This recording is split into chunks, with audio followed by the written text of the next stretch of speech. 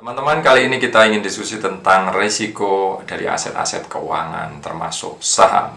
Ikuti penjelasannya berikut ini.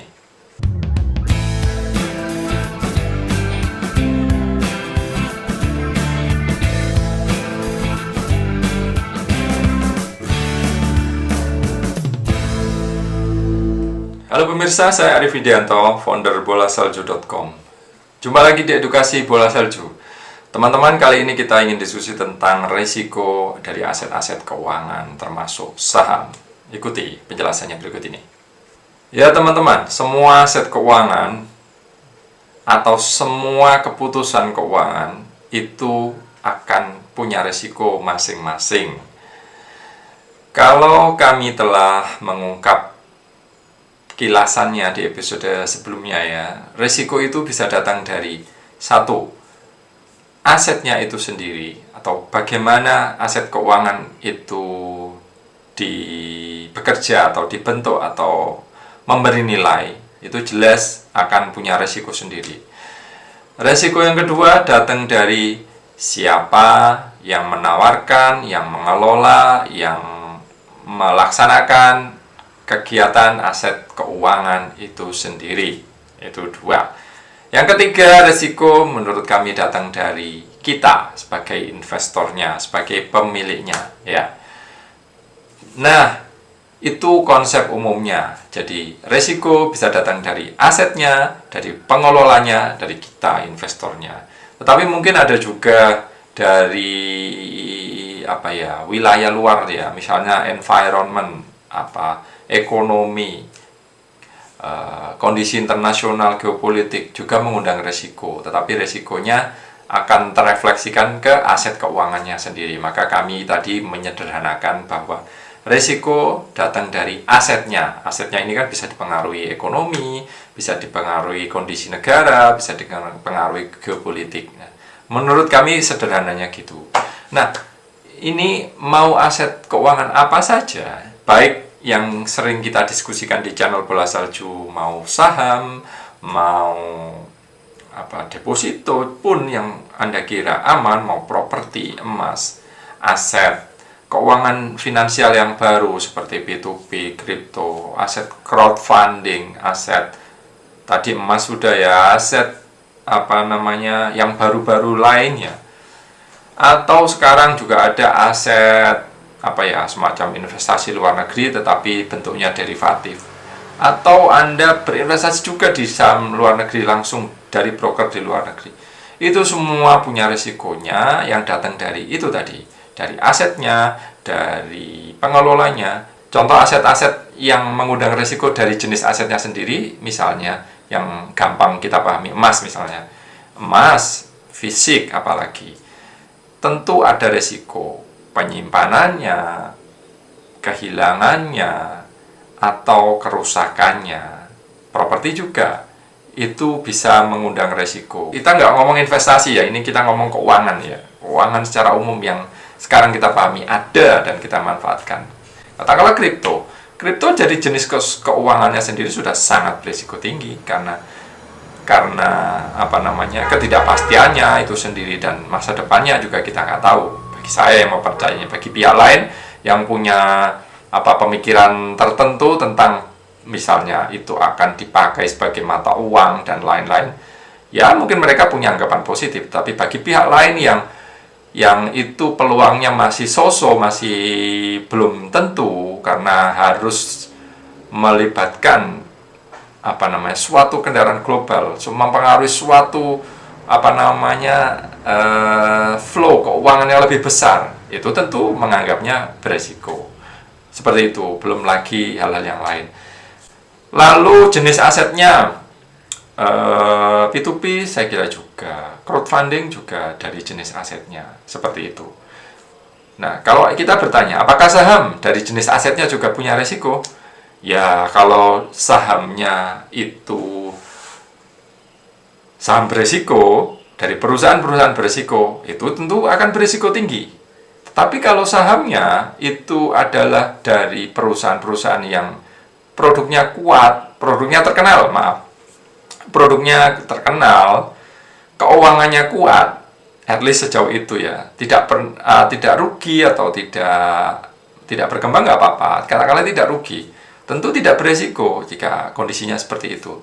Tetapi kalau produknya terkenal tetapi perusahaannya utangnya banyak, ya tentu akan beresiko. Dan itu pernah terjadi di beberapa perusahaan yang lalu, misalnya yang kita pahami, contoh yang dianggap nilainya besar, misalnya pada saat itu saham Aisyah sudah terbukti asetnya aset hilang sekitar 4 triliun ya.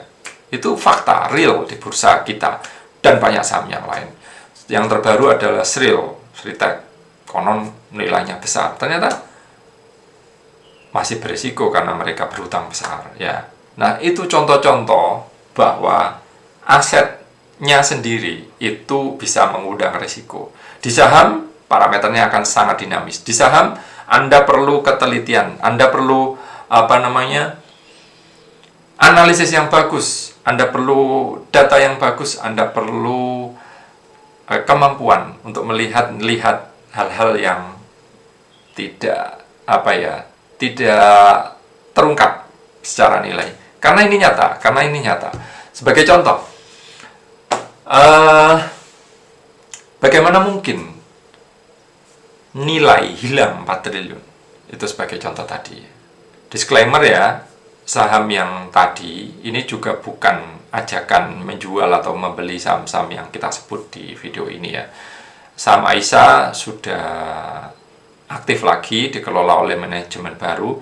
Data yang kami ungkap tadi, misalnya hilangnya nilai itu adalah publikasi sekitar tahun 2018-2019 ketika saya mempelajarinya. Jadi ya sudah lewat ya, tapi Anda harus meneliti lagi gimana kondisinya, apakah berubah atau tidak, saya nggak tahu. Disclaimer-nya begitu ya. Nah, bagaimana bisa aset hilang 4 triliun sebagai contoh di saham Aisyah pada tahun 2017-2018 yang lalu? Ternyata, menurut investigasi dari Ernst & Young yang disewa oleh manajemen baru untuk mengungkap nilai perusahaan itu, ada laporan dari aset-aset yang atau laba atau pendapatan yang ternyata tidak bisa dibuktikan kayak gitu. Itu akhirnya hilang. Ya, itu contoh. Nah, teman-teman, di saham-saham yang lain di masa depan ini masih mungkin terjadi. Kita cukupi dulu diskusi tentang bahasan resiko yang datang dari asetnya. Properti misalnya juga punya resiko jika propertinya tidak dikelola oleh pemiliknya, jika perawatannya kurang bagus, jika lokasinya kurang bagus, tentu saja mengundang risiko. Semacam contoh seperti itu. Deposito, kalau inflasi lebih dari 4%, Anda punya risiko kalah oleh inflasi. Hanya sebatas itu saja ya. Tetapi bisa juga datang dari risiko yang lain, misalnya pengelolanya. Nah, sekarang kita bergeser ke pengelolanya. Sebagai contoh yang relate, yang gampang, yang mudah dipahami. Deposito dianggap terjamin. Tetapi kalau pengelolanya bank yang tidak terjamin, sementara bank itu tidak perform, gagal bayar, beberapa pinjamannya gagal bayar, asetnya, likuiditasnya di bank itu kurang, maka deposito yang dikelola bank itu tentu bisa bermasalah juga. Nah, ini penting memahami siapa yang mengelola aset keuangan itu, karena itu bisa mengundang resiko. Nah, ini contoh yang juga jelas yang terjadi baru saja adalah P2P, platform P2P ya. Kalau kami memahami platform P2P ditawarkan oleh platform X, katakanlah gitu, kita nggak usah nyebut nama X. X ini menghubungkan antara pemilik dana yang meminjamkan dana dengan orang lain yang perlu dana.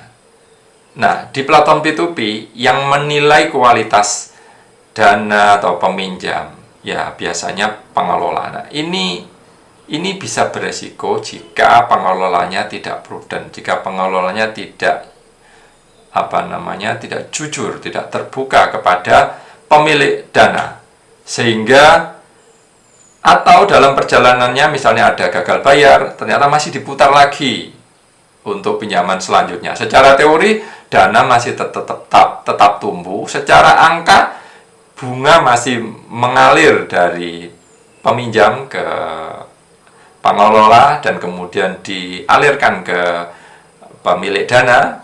Secara angka masih untung lah secara angka, tetapi ternyata angka itu bukan berupa uang. Ketika pemilik dana perlu, mereka bermasalah.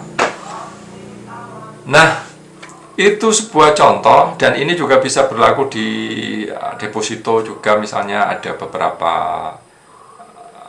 kasus ya, misalnya pengelola atau banknya kurang prudent, pinjamannya banyak gagal bayar, dan seterusnya. Di crowdfunding juga hampir setara resiko yang bisa datang dari pengelolanya jika pengelolanya itu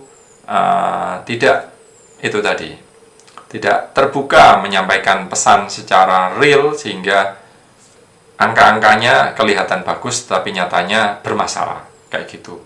Nah, ini tentu Anda harus hati-hati menemukan atau menyeleksi pengelola dana. Nah, misalnya di saham, apakah pengelola juga berpengaruh? Tidak terlalu signifikan, karena yang mengelola adalah Anda sendiri. Nah, di saham mungkin pengelola berpengaruh jika saham ini dikelola oleh reksadana, oleh fund management, maka Anda harus riset, harus seleksi fund management yang memang bagus, yang sukses dalam jangka panjang. Ada juga kasus broker-broker aset keuangan digital semacam kripto yang ternyata kabur membawa dana dari nasabah. Itu juga bisa seperti itu. Emas bisa juga kalau ada broker atau penjual. Apalagi kalau fisik ya, tentu resiko dari pengelolanya lebih kecil, karena fisik bukan lebih kecil ya tentu tinggi juga. Anda menitipkan aset fisik ke pengelola, ya Anda harus percaya kepada pengelolanya, itu penting. Properti mungkin kecil ya relevansinya, tetapi masih bisa ada. Begitu. Itu dari kaidah pengelolanya. Dari kaidah investornya atau kita sendiri, nah ini mayoritas semuanya punya.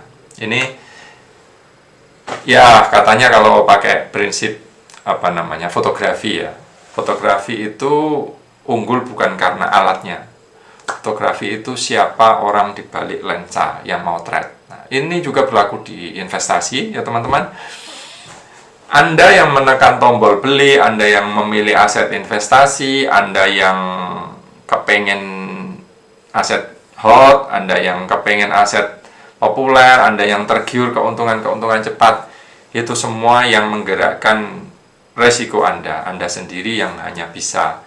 Maka Anda sendirilah yang bisa mengontrol resiko di sini. Ya, caranya gimana? Ya saya nggak tahu. Anda harus mengupgrade, mencari referensi, mendukung dengan sumber daya, punya riset atau dan lain-lain.